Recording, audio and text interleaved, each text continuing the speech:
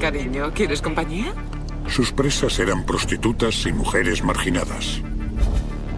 Aterrorizó a una ciudad entera y destrozó familias. El asesinato de una prostituta no suele provocar muchas reacciones en la sociedad, pero esa actitud no es compartida por los investigadores de la policía de Rochester. Pero necesitan ayuda para identificar el cadáver. La descomposición ha hecho que casi no queden restos con los que trabajar. Inmediatamente alguien la reconoce. Los restos pertenecen a una mujer de 27 años, Anna Stephen. Tenía 2 hijos y había caído en las drogas y en la prostitución después de la muerte de su hermana. No había tenido contacto con su padre desde hacía más de un año, y él ni siquiera sabía que había desaparecido. Ian Barnes tenía una teoría. Éramos especialistas en homicidios desde hacía 13 años y esto era diferente. Totalmente diferente. Poco después de la desaparición de Maria Welch, otra prostituta, Elizabeth Gibson, desaparece también. Corey Williams decide que tiene suficiente material para publicar. Cuando el artículo salió, a la policía no le hizo ninguna gracia. El miedo se apodera de Rochester, pero no solo de Lake y Lyell. La policía de Rochester revisa sus archivos y habla con cualquier persona que sea sospechosa. Todos, desde criminales que estaban en libertad condicional hasta aquellos que habían sido arrestados por faltas en Lake y Lyell. Pero no aparece nada. Con tan pocos datos, los investigadores de la policía de Rochester, Barnes y Borriello, trabajan con sus contactos de la calle. Su enfoque abierto da sus frutos. Una prostituta mayor conocida como Barb tiene información relacionada con una de las chicas desaparecidas, Elizabeth Gibson.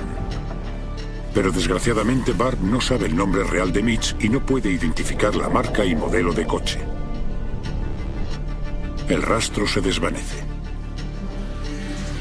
Mientras se acercan las Navidades de 1989, sigue la ola de asesinatos.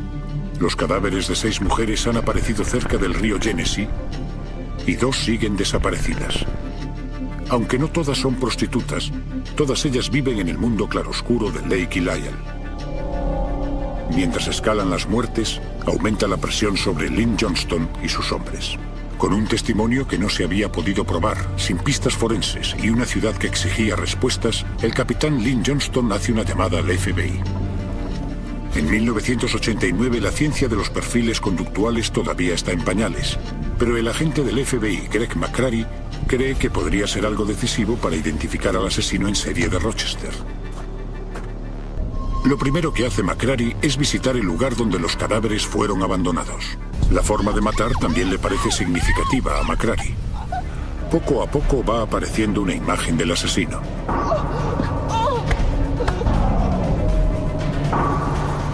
Pero antes de que Greg McCrary pueda meterse en su mente, sube el listón claramente.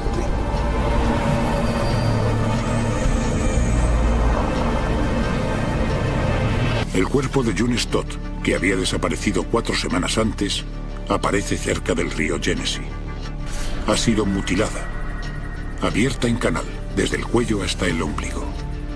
June Stott no es una prostituta, pero como las otras víctimas se movía en la penumbra de Lake y Lyell. No hay indicios de ataque sexual.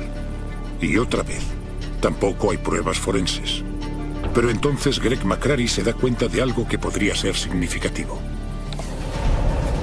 McCrary llega a la conclusión de que el asesino ha vuelto de nuevo al cadáver de June Stott y lo ha mutilado algún tiempo después de su muerte.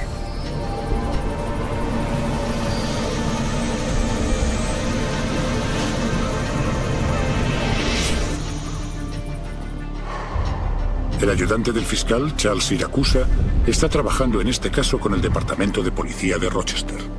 Creo que el peor momento de esa investigación fue ese día de Acción de Gracias, cuando se descubrió el cadáver de June Stott. Era un día frío, de verdad. No había ninguna pista sólida acerca de la identidad del individuo, y todos los implicados temíamos que el asesino nunca fuera detenido ni descubierto. Pero mientras el comportamiento del asesino se vuelve más crudo y más seguro, el agente Greg McCrary percibe un punto de inflexión en la investigación. En diciembre de 1989, Greg McCrary presenta su perfil del asesino a la policía de Rochester. En el departamento de policía de Rochester, no todos están convencidos de que el perfil detallado que ha elaborado McCrary vaya a servir de nada. Pero McCrary está convencido de que su perfil contiene la clave para averiguar la identidad del asesino. Cree que volverá para mutilar a sus víctimas, como hizo con June Stott. Por eso McCrary insiste para que la policía aumente la vigilancia aérea en la zona del río Genesee. Mientras los helicópteros patrullan por el cielo, las prostitutas siguen haciendo la calle ahí abajo, a pesar de la presencia de un asesino entre ellas. A veces ni siquiera la familia consigue hacerles entrar en razón. Darlene Trippi, de 24 años, ha caído en adicción a las drogas. Su hermana, Pamela Warboys, teme por su seguridad al ver que desaparecen más chicas. 2 días después, Darlene Trippi desaparece. Los investigadores William Barnes y Leonard Borriello hacen todo lo que pueden para convencer a las prostitutas de que se queden en casa. El 17 de diciembre hablan con June Cicero, una de las chicas más duras de Lake y Lyle. Pero ahora, gracias al perfil de Gregory McCrary, intuyen lo que hará después. John McCaffrey, de la policía del estado de Nueva York, vigila desde las alturas. El 3 de enero de 1990 estaba patrullando sobre el río Genesee, como recomendó Greg McCrary. El cuerpo que hay bajo el puente es el de June Cicero. Hace más de 2 semanas que está muerta. Y como June Stott, ha sido mutilada. McCaffrey llama por radio a un coche patrulla para que detenga el coche misterioso para interrogar al conductor. El conductor es un trabajador del sector alimentario local y veterano de Vietnam llamado Arthur Shawcross. Está de acuerdo en hablar con la policía. Y las sospechas de la policía iban en aumento con cada cosa que averiguaban sobre el oscuro pasado de Arthur Shawcross. En mayo de 1972, Arthur Shawcross hizo que Jack Blake, de 10 años, se adentrara con él en el bosque y lo asesinó. 4 meses más tarde, el 4 de septiembre, Karen Ann Hill, de 8 años, estaba de visita en Watertown con sus padres cuando Shawcross la violó, la mató y luego abandonó su cadáver.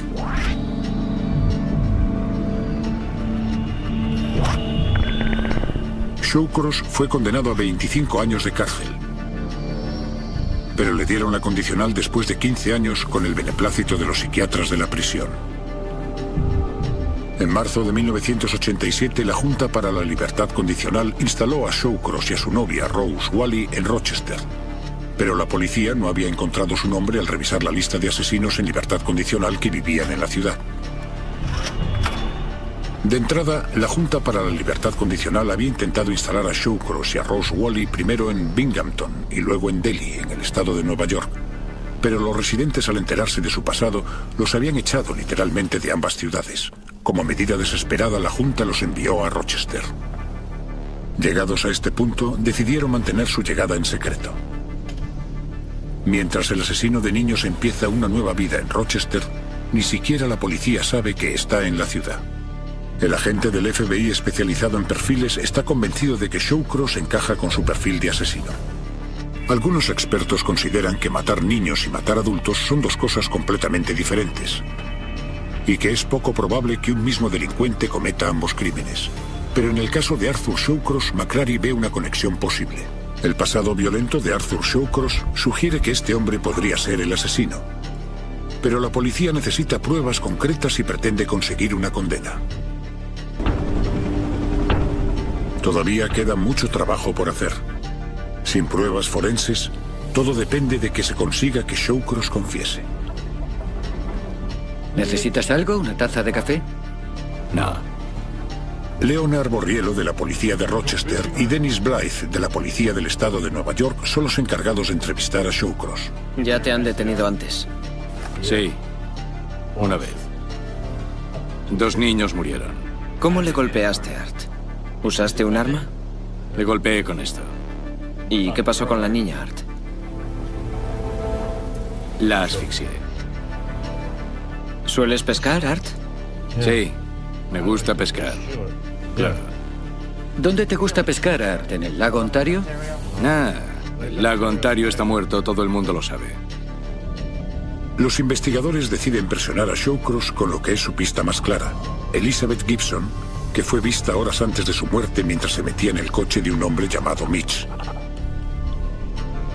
La prostituta que dijo verles confirma inmediatamente que el hombre que hay en la sala de interrogatorios es el hombre que ella conoce como Mitch. ¿Mataste a Liz Gibson? No, yo no fui. Venga, Art, no nos tomes por tontos. Sabemos que fuiste tú. No sé de qué estáis hablando. Vamos, Art, se acabó, lo sabemos. Barb te vio con Gibson. Art, te vieron con esa mujer 11 horas antes de que apareciera muerta. ¿Se trata de una coincidencia? ¿Es eso? Sí, una coincidencia. Vamos, Art, sabemos que eres tú. Te hemos tratado bien, ¿verdad? ¿Por qué le estáis tomando conmigo? Cálmate, Art. El enfrentamiento con Shawcross no ha funcionado. Los investigadores necesitan encontrar una nueva táctica y rápido. Dennis Blythe recuerda que Shawcross parecía preocupado por Clara Neal, una mujer con quien tiene una relación y cuyo coche conducía cuando le pararon. Tu coche, Art. ¿Quién lo conduce aparte de ti? Piénsalo bien. Sabemos que el coche es de Clara y no nos gustaría pensar que Clara está metida en todo esto. Dímelo muy claro. ¿Estaba Clara metida en esto? No. No está metida en esto. Bien. Entonces, ¿por qué no nos cuentas lo de Liz Gibson? Sabemos que es difícil, Art. Lo sabemos.